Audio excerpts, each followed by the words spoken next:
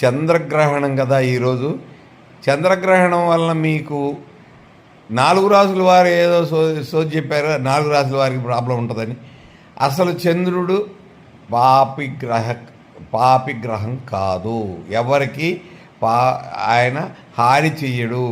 హాని కలుగుతుంది అనే పక్షంలో చిన్న పరిహారం చేసుకోండి.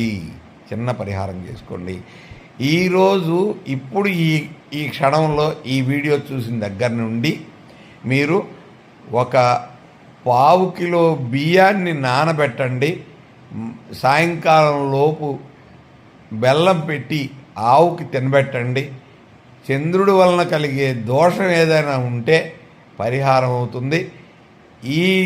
ఈ రోజు నుండి మొదలుకొని వచ్చే శనివారం స్టార్ట్ చేసుకోండి. 16 శనివారాలు బియ్యము బెల్లము శనివారం శుక్రవారం నాడే నానబెట్టి 1/4 కిలో బియ్యం అంత బెల్లం కలిపి శనివారం నాడు గోవుకు తినిపించండి. శనివారం ఏదో టైంలో గోవుకు తినిపించండి. చంద్రుడికి బియ్యం గ్రహశాంతికి ఉపయోగించే వస్తువు.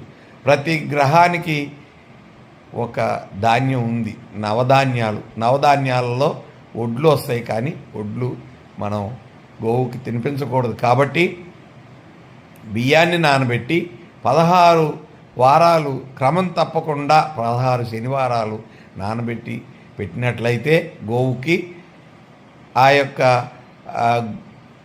చంద్రుడి వలన కలిగే దుష్ఫలితాలు పోతాయి అనేది 100కి 110 పాళ్ళు నిజం. ఈ విషయంలో ఏదైనా కాంట్రవర్సీ ఉంటే నేను బాధ్యుణ్ణి. ఇంత విధి విధానం తెలిసి కూడా చెప్పకపోతే చాలా దోషం కలుగుతుందని మీకు ఈ వీడియో ద్వారా నేను తెలియజేస్తున్నాను. ప్రతి గ్రహానికి ఒక ధాన్యం మనం దానం చేసినట్లయితే, లేదంటే గోవుకు పెట్టినట్లయితే 16 వారాలు మనం ఈ బాధల నుంచి 99% బయటపడవచ్చు అనేది నా యొక్క అనుభవంతో చెప్తున్నాను. కొంతమంది కొన్ని విషయాలు వేరే వాళ్ళు సుఖంగా ఉంటున్నారంటే చూడలేక ఇద్దరి మధ్యలో నిప్పు రాజేస్తారు. ఆ నిప్పుకి మనం బలి కాకూడదు. వాళ్ళ యొక్క మాటలు వినకూడదు. 10 మంది రకరకాలుగా చెప్తారు, వినకూడదు. మంచి మాట మాత్రమే వినాలి.